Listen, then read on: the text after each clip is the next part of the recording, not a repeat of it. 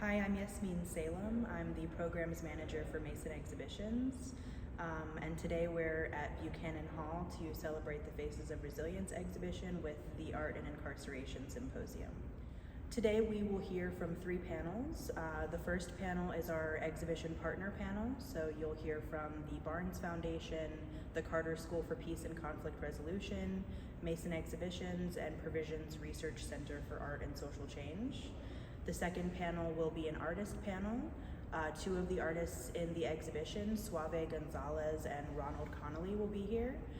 We will also have Mark Strandquist, who went to Mason many years ago and also founded an organization called Performing Statistics that does prison reform work. And then finally, you will hear from Nick Ritter and Victoria Mendoza from Poetry Alive, which is in the creative writing department here at George Mason.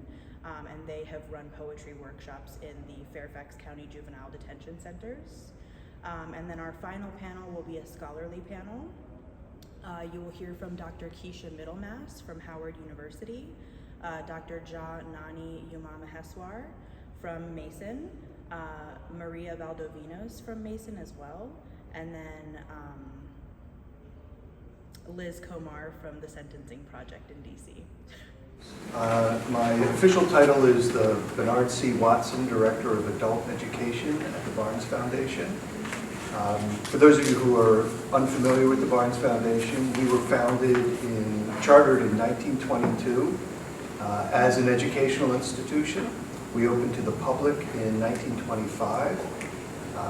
Although we're an art education institution, we're probably most well known for our art collection, which houses one of the largest, the largest collection of works by artists like Paul Cézanne and Pierre-Auguste Renoir. We have other French post-impressionists as well as American artists, but also the collection is augmented by works from diverse traditions from around the world. But it's really in the founding of our institution that the impetus for projects like this comes from. Barnes himself, although he was white, grew up very poor. And in Philadelphia at the end of the 19th and beginning of the 20th century, even today, is a very segregated city. We call ourselves a city of neighborhoods, but really what that implies is that we're segregated into racial communities within the city. And this was true in Barnes's day. Growing up poor, Barnes's family had to relocate from Kensington to another part of the city that was less developed and actually was sort of like a shanty town. And although that might not have been the ideal living conditions for a baby and a young boy, what that availed Barnes was close proximity to communities he likely would not have met elsewhere had he stayed in Kensington, for instance. His mother, who was a devout Methodist, took him to camp revival meetings where he encountered African American spirituals, and these had a profound and lasting impact on him. Barnes himself did well at school, went to the University of Pennsylvania, became a physician, then went into pharmaceuticals, and eventually, with a partner, developed a silver-based antiseptic. He moved that production back to Philadelphia, and here's sort of where the relevance to this project begins to take hold. As he was employing for the pharmaceutical laboratory to produce this product, he hired African American men. So this is 1910 and into the 1920s. Highly unusual for a white owner to hire predominantly African American men. And then his administrative staff were made up of white women. So these were two communities largely underrepresented in the job market. In addition to that, within the first couple of years, he began to take 2 hours out of the workday, out of the paid workday, and set them aside for educational seminars where his staff would come together and have discussions around literature and philosophy. And he was beginning to collect art at the time, and those became part of the conversation as well. So this interest very early on of integration, and particularly in supporting underrepresented communities, was something that he carried on through the rest of his life. For us today, as an institution, particularly as we're in a major city that continues to grapple with racial issues, poverty, and social injustice in general, we see it as a central part of our mission to provide both learning opportunities for diverse communities, but also to highlight some of the challenges that those communities are facing. Personally, this is something that I've been engaged with for more than 20 years. As an undergraduate, I had the opportunity to first visit SEI, then SEI Gradeford, and meet some of the individuals who are represented in the exhibition you see outside here. What engaged me almost immediately was the fact that many of the men that I was meeting with were my age, and that for a change of circumstances, we could be in different places.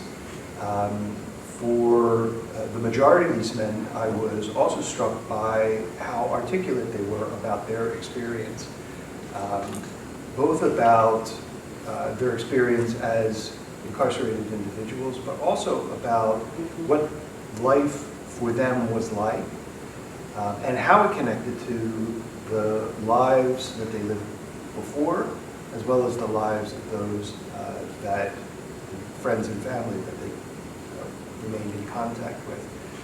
And that instilled in me the idea that maybe I had a chance to do something within this realm. And so I started teaching for Villanova, and then through a partnership with Mural Arts, had the opportunity to return now to SEI Phoenix, which is a new facility that took over for Gradeford, and reconnect with many of the men that I had met with on that initial visit, as well as several of the men that became students of mine at Villanova. And there, for the first time, although I had been involved as an art educator, there for the first time I began to see the transformative power of art making. And in the afternoon session, we'll have an opportunity to talk about just what that experience is like, and what it fulfills, the opportunities that it presents for the artists themselves. But as an exhibitor, so as an institution that exhibits work, we have a permanent collection, needless to say. And one of the unique things about our collection is that it is literally permanent, and that is that nothing within the exhibition space moves. And part of the unique thing about this exhibition is that, and it's something now that is going into its 7th year, is that where the exhibition takes place, and it's a considerably smaller exhibition than you see outside, but where the exhibition takes place is in a space that's embedded within the permanent collection. So it's not in some ancillary space, it's not separated from. And what that means is that the majority of the people that are visiting or that see this exhibition are doing so almost accidentally. And I was talking with some research colleagues at a study day yesterday about the unique opportunity that presents. And I sometimes think that it's a kind of renegade experience, because they've come to have a day looking at Renoir and Cezanne and Matisse, and then they happen upon this exhibition and are confronted by the challenging issues that this and past exhibitions have raised. The question of mass incarceration.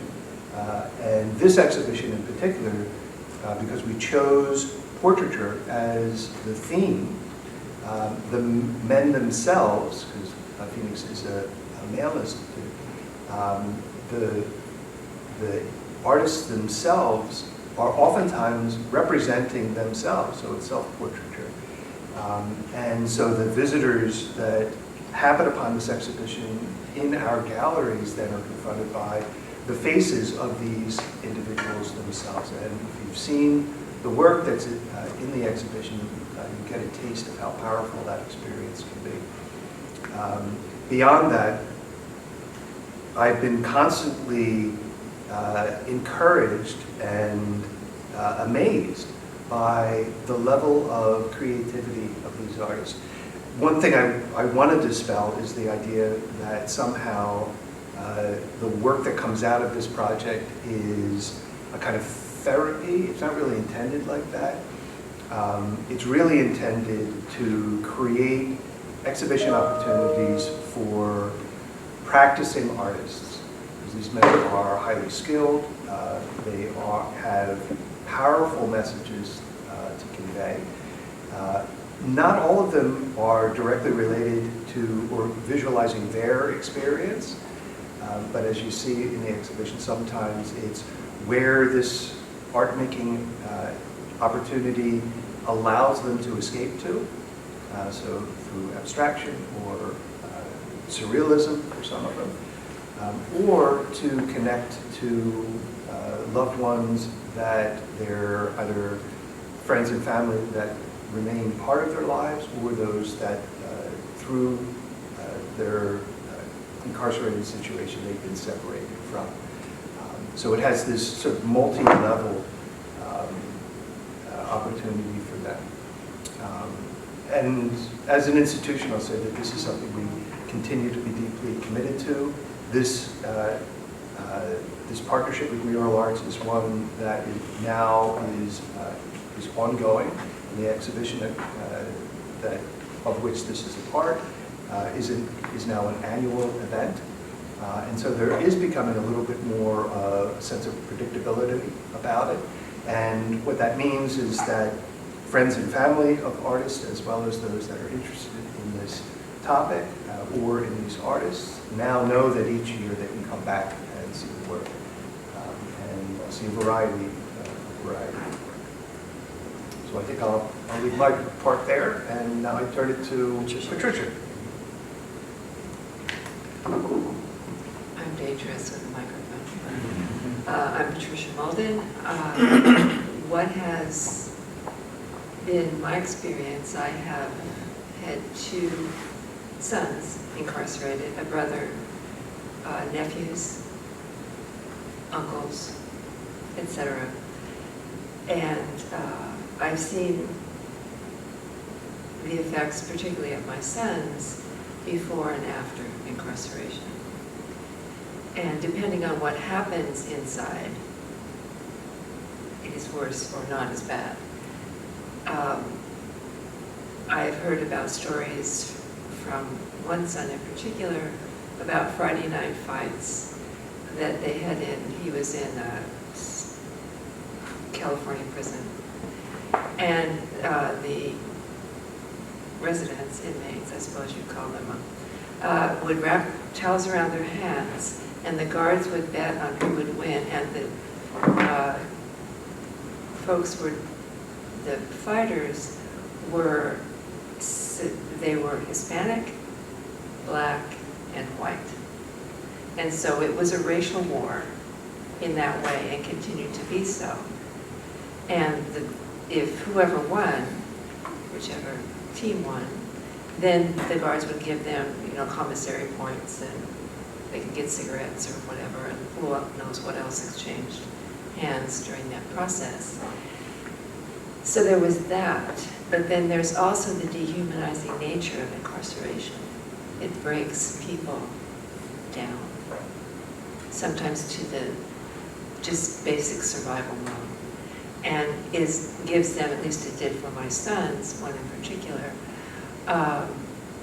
the desire to harm others even more than he had harmed others before. And he is now dead. Not because of the prison, he was not killed in prison, but he was killed, or he died of a overdose of methamphetamine and fentanyl about 2 years ago. And he was broken from the time he got out. And he continued to fall apart until he died. Now that is not entirely up to the prison, but it is up to how we deal with, as a community, as a nation, as a whatever, to folks that are suffering, that have experienced harm and do harm back. How do we work with, there's no drug rehabilitation inside prison. It does not exist.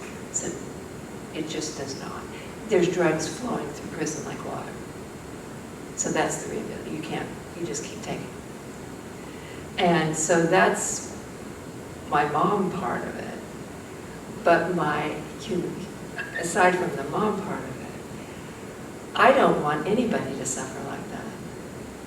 And so what I'm looking at, I started my research about child soldiers in Sierra Leone and Liberia and elsewhere, and I make connections, not straight across, but there are connections between what happened to those kids in Sierra Leone and Liberia in terms of drugs and, you know, adults encouraging them to do whatever they did, and what happens in the U.S. in prisons or in neighborhoods or in gangs or in any of that stuff. So I am pretty passionate about this whole thing. I don't want anybody's mother to have to go through that. I don't want anybody's son or daughter to have to go through that, and yet they do every day. So I'm not going to, you know, burn the system down, but I couldn't even if I wanted to. But the idea is we can do better than this. If we're supposed to be, you know, kind, and the myth of the United States, everyone has a chance. No, they don't. No, they don't. So that's a lie. It was never meant to be true. And so the idea of what do I do? How can I assist? What are my, you know, small abilities? And one of the things that, I did spend some time in SCI Phoenix, and I heard the stories. I did the Inside Out Prison Education training with the Lifers Association in SCI Phoenix, and they taught us as a group of we were the educators, you know, but they were educating us about what's, you know, how to teach a combination of inside students and outside students, and the protocols and all that sort of thing that goes with it. But they have been through hell, and they've, you know, they've done some stuff. But they were immensely powerful and humble, which you would think perhaps, yes, they're going to be humble because they're in prison. No, they were humble because they recognized what they had done. They were trying to make amends for that in ways that they could, and that they were inviting us into their space, which is a gift. And so I saw it as a gift, and I had conversations with one really tall fella. We both came from the same town, and so we talked about our dads. It was a wonderful experience, and they taught us some cool stuff. And again, I got to see a little tiny bit of prison, because everything was nice for us, because we were outsiders, and you know, they didn't want to scare us or have us have a bad impression of what they were doing. So the idea of who gets put in a cage and why, who stays out of the cage and never even enters in the space, is something that, and art, I think, can bridge the idea of creativity and the pictures that are out there. I think a couple of those folks were in the group that that were helping us. So the idea of the humanness of repentance and redemption that is available. I mean, it's not easy. How do you work through that in your own self, and how do you work through that with your group? So I am very appreciative of the redemptive power of art, and the opportunity to change hearts and minds and lives by putting some globs of goop on and representing, whatever they want to represent. So I'll leave it there. I could go on for a long time, but yeah. So now, Michael. Thank you, Patricia. Thank you all for coming here today. And I'm Michael Smith, and I teach academic English in NT Mason. I also teach a dialogue class with Leela Peterson in the Carter School. And what I do with my students, international students, is we explore social justice issues through cross-cultural perspectives, through world perspectives, learning from each other. But in addition to this, I'm also a graduate of the Barnes Foundation Certificate Program, so Bill Perthes has been and still is right now my teacher. And this has been a journey for me, this whole process of creating this exhibition with all these wonderful people here in the room and at Mason Exhibitions, because it's been an exploration. And my mother has long been involved in prison ministry, and I went to visit her recently, and she had a photograph on her bulletin board of 2 young African-American girls. I said, "Oh, who are they?" She said, "Oh, they are the granddaughters of my pen pal who has been in solitary confinement.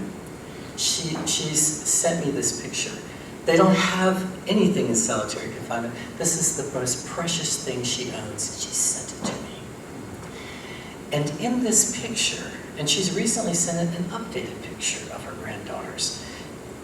If you look at just this picture, you see a grandmother. You don't see a prisoner in solitary confinement. One of the things I've learned from the Barnes Foundation is that Violette Demacia, Barnes's colleague, said that art is an adventure in perspective. And if we only see people one way, we see one side of them, right? We see one perspective. In this photograph, I could see another aspect of this woman. Yes, she is a prisoner. Yes, she's incarcerated. But she's more than that. She's more than that. And I'm very fortunate to have worked with all these people. I've been friends with Dr. Mulder for 15 years. She's taught me deeply about carceral issues, her passion. I've learned from Bill Perthes. I took a class with him last August where he introduced me to this exhibition. I thought, wow, this is incredible. This past August, I took another class with Bill where I met some of the artists. That blew me away because you have this perspective of who somebody is. We don't know them, right? Then you meet somebody. And through this project, people are able to, sometimes for the first time, represent themselves. And Walt Whitman once said that I contain multitudes. We all contain multitudes, right? We're not one thing. We're not one thing. These artists are showing us who they are. They're showing us different perspectives. They're drawing us into their world. I love the quote from Jalaluddin Rumi. He says, outside the concepts of right or wrong, there is a place. I'll meet you there. That place is art.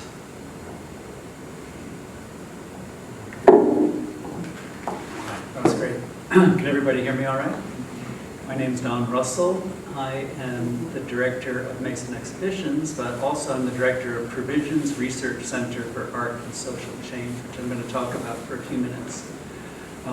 Provisions was started in DC as part of Gaia Foundation, actually. And I was approached by the president of Gaia Foundation, whose name is Gaylord Neely. And she had a strong interest in just what we're talking about, how art and society relate. What are the bridges between art and society? And she hired me to work with her to figure out what kind of an organization could be started that could embrace all these ideas. And it was quite tricky because you're either in the arts or you're in social change. And it's, in the art world, people can say art doesn't have anything to do with politics. It's fine art. It's whatever. And then in the social change arena, people will say you're an elitist. If you're in the arts. So it was very intentional to have one foot, metaphorically speaking, inside social change, and have the other foot maybe somewhat in the art world, at least connected logistically and, theoretically. The idea was to start, what kind of institution would we start? And we spent many months sort of discussing this with different people in the field. And the idea of a library seemed to be the kind of institution that we could attach our name to, and people would not have to ask a lot of questions when they saw, a library. Oh yeah, I know what a library is. There's a great history of libraries in the United States, which I hope will live through its current political dilemmas. So Provisions started in DC as a small library. We hired librarians. We had committees who would advise us on which books to have. And finally one day somebody said, well, what do you mean by social change? What do you mean? What's your theory of change? That's one of the dreaded questions you get on your grant applications. But I think we came up with a pretty interesting solution in that we started this idea of meridians. So if you imagine a globe and the lines on a globe, and it creates a whole. So that was kind of the conceptual model. But then we came up with 33 different topic areas that we felt artists could most likely engage with. And you can go on Provisions' website and see those things. But it's like restorative justice was certainly one of them. Deliberative democracy is one of them. Nature awareness is one of them. Feminisms,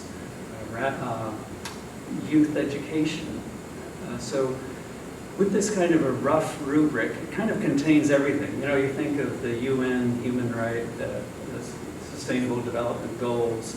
I think that was I think that came after we did Meridians, but I'm not claiming we influenced that or anything. But, having a matrix of ideas, I think, was the approach. And it wasn't so much about the individual ideas as how you could combine those ideas. How does restorative justice fit with natural foods, for instance? So we felt that it was much more interesting to create intersections among topic areas. If you have a linear topic, it's kind of binary. If you do a cross-section of it, you actually have 4 things coming into play. So we kind of like that as a research methodology. So Provisions was in DuPont Circle for a while. We tried to hook up with the Academy for Educational Development, which is a big, I guess you call them Beltway bandits. They're contractors with the government to do things like training people to wash their hands throughout the world, and other, good initiatives. Unfortunately, they went out of business very quickly, just as we were starting to do some programming with them. And so I took it upon myself to take the idea of Provisions Library and try to hook it up with a larger institution, rather than become a large institution in and of itself. And that sort of led me eventually to George Mason University, and was able to locate it, the research center, 12 years for that position, and got that. So we also manage the university's art collection. And at that time, there was a couple of galleries scattered around, and Jeff and I kind of did exhibitions when we could. There was just 2 of us. But over the years, working with Dean Rick Davis in CVPA, he began to support us in our effort to raise the profile of visual arts on campus. The university has a long history of performing arts, witnessed performing arts centers here and in Manassas as well. And the visual arts, while they weren't abolished entirely, were kind of, set aside for a while. And now it's time, I believe, for the visual arts to emerge as a force on campus. And the reason is, just for what we've been talking about, the capacity of art to sort of go beyond the ideas of an elitist art market or museums or galas and all that kind of thing, and more everybody's a creative person. Everybody on camp, every human is creative. It's just a thing that we have. It's our tool making, it's our languaging. So art to me is profoundly interdisciplinary. It is a locus where multiple disciplines can come together and create exhibitions of this kind.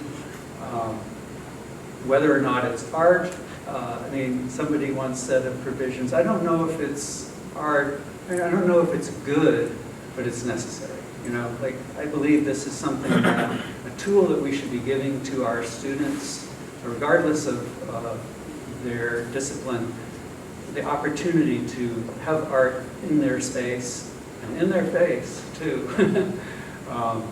Just to try to get this idea that creative change is something that humans are cut out to do, and that using art is just this other mechanism for accessing these connections amongst people. So Provisions is still in the School of Art. If anybody wants to come and visit, we have a graduate professional assistant for the first time who can help you do with any kind of research. It's just a fun place to go. I mean, a lot of people come from far away. They've heard of Provisions, and they come in, and oftentimes they'll say, like, this is heaven. You know, like you walk into this room that has a curated selection of books and periodicals and other materials. And while we're small, I feel like we have give a lot of access to people, to new ideas, almost like permitting people to see that there can be new types of institutions. So yeah, that's basically Provisions Library in a nutshell. It will have a longer history, I hope. We would like to be in a larger space and not necessarily just in the School of Art. I mean, this is the kind of initiative that I and my staff are most committed to. So, with the proper support by the administration, we will grow. So, thank you all for being here. I guess we have time for questions. Yeah, so we have some questions. So what we're going to do is I'm going to ask one question and have each of you respond. If you could respond in about 2 to 3 minutes, be good. And before we do that, I just want to say a special shout out to Mason Exhibitions. Connecting with them, we're so grateful. Dean Davis immediately loved this idea. Don immediately loved it, and all this team, Yasmin and Jeff, Stephen, everybody. Mason Exhibitions to me shows what we can do with art and social change. What they're doing is incredible. I recommend that you check their website to see what's going on. Okay, so let's begin these questions. And Don, we're going to begin with you. What inspired you to get involved with the work that you do? And what do you hope is the result of your work? Oh, well, yeah, that's 2 minutes. 2 minutes, no pressure. I don't know where to start with that. I had a brother who was 10 years older than me, and I grew up in the 60s and 70s. And he introduced me to things at a very, very early age that I probably should not have been introduced to. It was the period of the Vietnam War. In particular, he was an activist in that. And so that was my first, that period of time of the 60s really made a strong impression on me, and different professors that I had. The school I went to had Afro-American history as a required class, which is kind of unusual for that period of time. It wasn't taught by a person of color, but nevertheless, we got introduced to a lot of Black literature of that period. So I just have sort of been baked into it in a lot of ways. In terms of my curatorial background, I just did gravitate towards topics that were, topical in nature. The war, in Central American wars, I did several exhibitions about that. Native American life on reservations, I did some photography projects with kids on reservations. It just seemed, and then finally I met this woman, Gaylord Neely, who wanted to do all the things that I've been doing. but as a focus. So that was super inspirational to work with her as well. So yeah, sort of my brother was my original source. Also, honestly, being scared of going to war. I was not a violent person at all. When I was young, I really hated, physical confrontations. And the idea of going to war was just unthinkable to me. I had a high draft number, and the war was over within 6 months, so I kind of missed that period, thankfully. But anyway, I'm lucky enough to have a good friendship with Stephen Liu, who was born in Vietnam. So everything kind of comes full circle in a lot of ways. Anyway, enough about me. Well, I said a little bit about what started me on the journey that led to this exhibition. But one of the things as my career, which was not at all a kind of planned career, but one that happened by opportunities as they presented themselves, I came to realize that I was at an institution where I had some leeway, for one thing. My superiors were open to creative ideas, and I felt a responsibility. And so the intersection of those, and then that moment when her name was Robin Buseman, who came to me from Mural and said that she wanted to partner with us and start a project. Initially working with Mural Arts Guild program, which is a really unique unique program where they work with at-risk young adults, 18 to 24, who have been adjudicated in some way, but also identified as individuals who are actively working to change their life trajectory.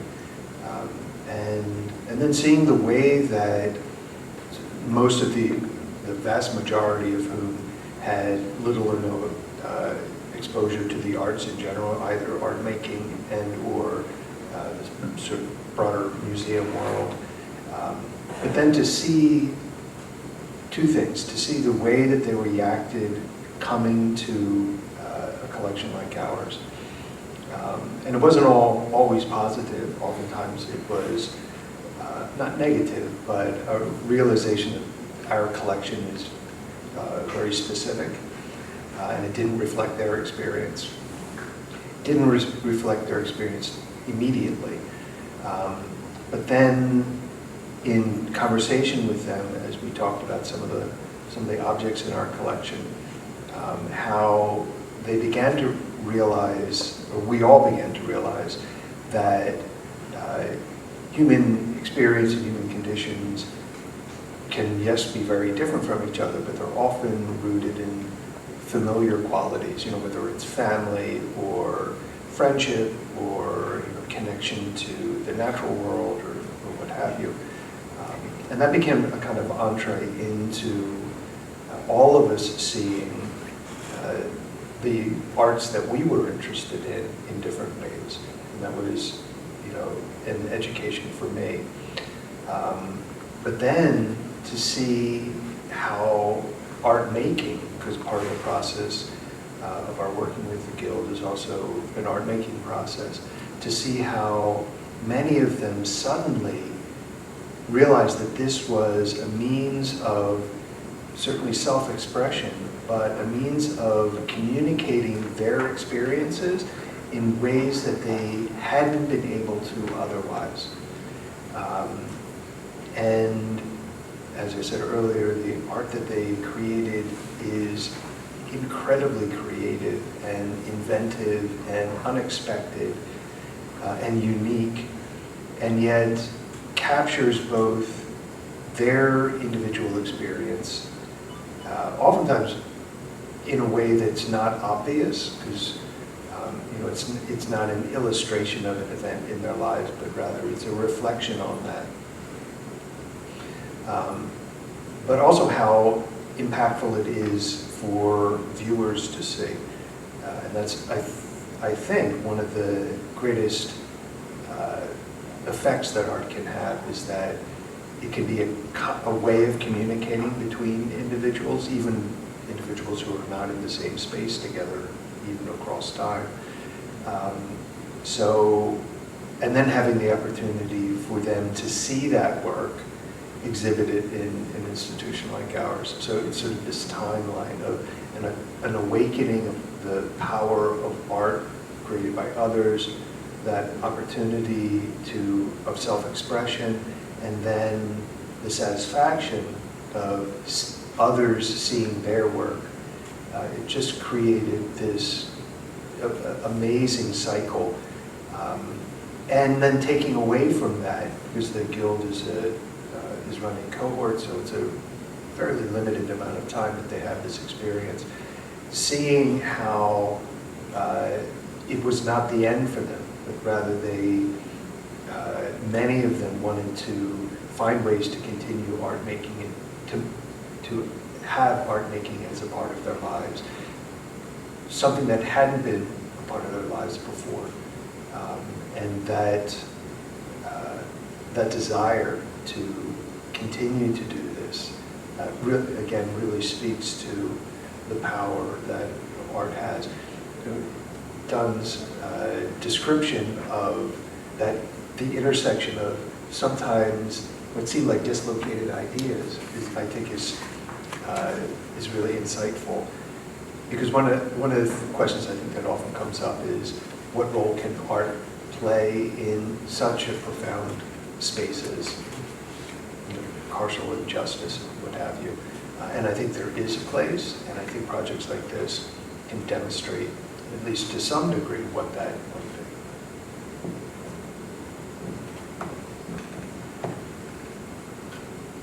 I got into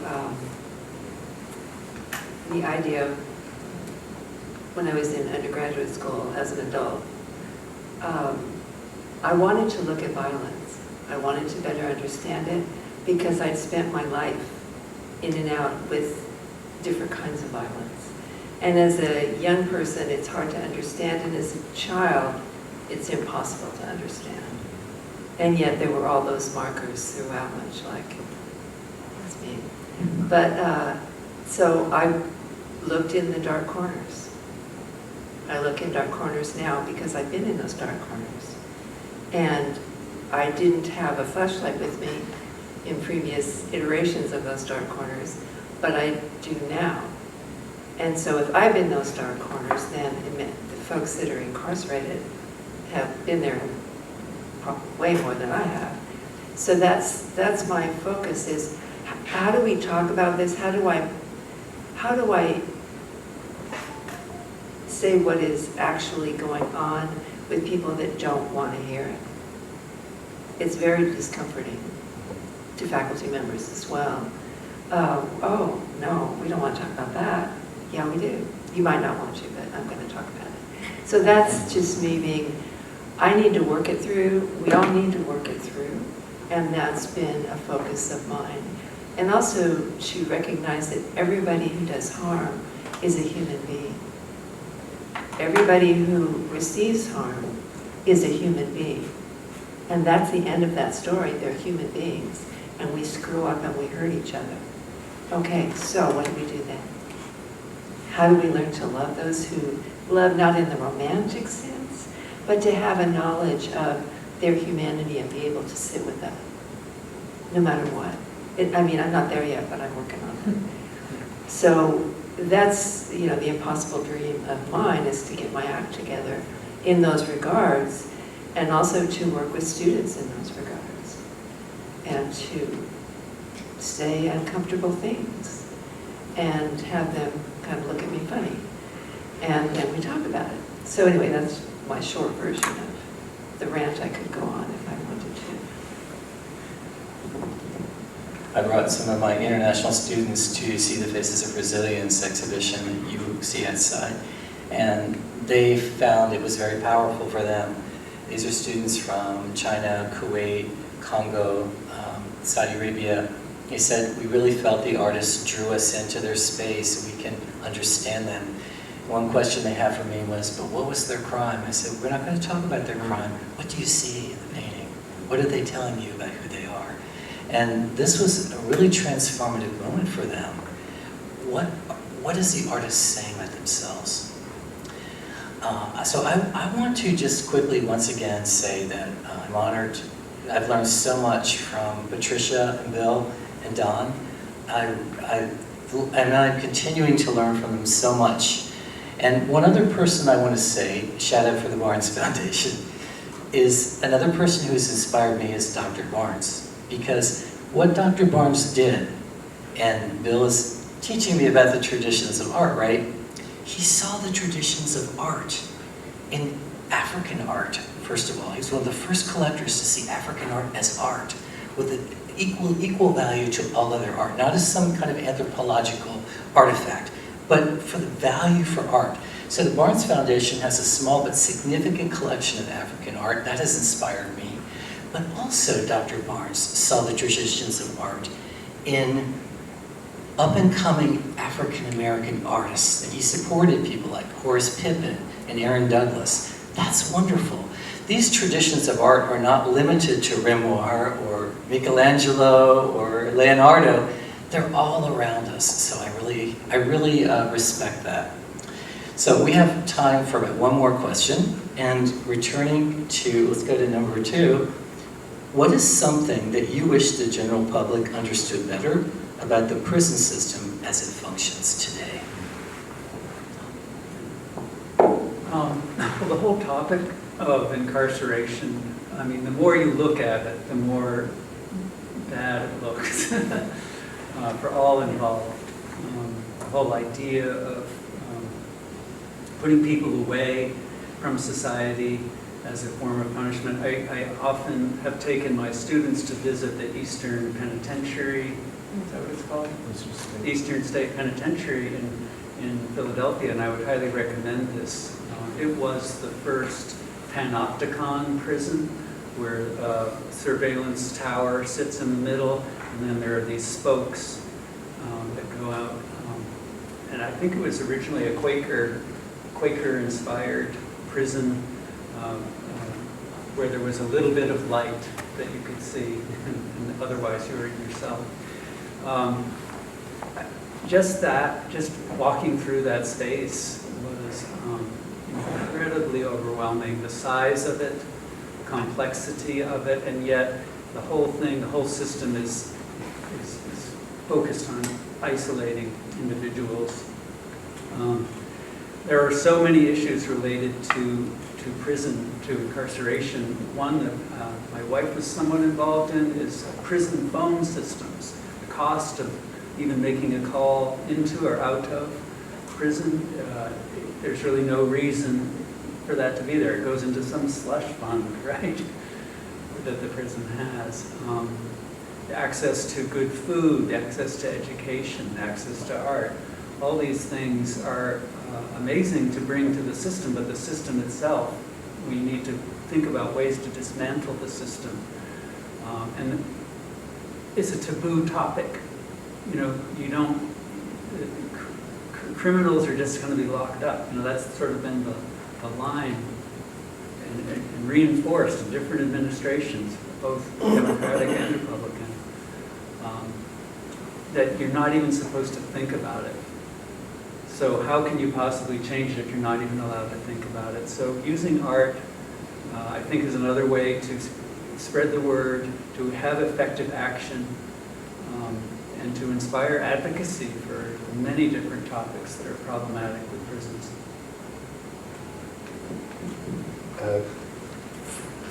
By and large, the carceral state is populated by nameless, faceless individuals. And so it's very easy to put it out of our mind because we don't see it. So Eastern State is in the middle of a populated area. It's only actually a few blocks from where the Barnes is these days. It's a very public space. It's a very public site, even though you can't see inside. Graterford and SCI Phoenix were built way out in way outside, 35 miles outside of Philadelphia, in a largely unpopulated area. And that transition is so intentional, is to put it out of people's mind. And then we have these categories, right, of criminals and of prisoners, and that dehumanizes those individuals. One of the other reasons for the theme of Faces of Resilience was to give the artists themselves an opportunity to present themselves to the public. This is who I am, this is what's important to me, to give them a voice, and to give the public an opportunity to see them. One of the most powerful pieces for me in the exhibition is called Reflections, and it's where the face of the individual is presented almost as if it's a reflection of ourselves standing in front of the work. And I think that's so insightful that if nothing else, I'd like people to take away the sense of humanity, that these are people like us. You know, they have different pasts, they've made mistakes, and they recognize that. But that doesn't take their humanity away.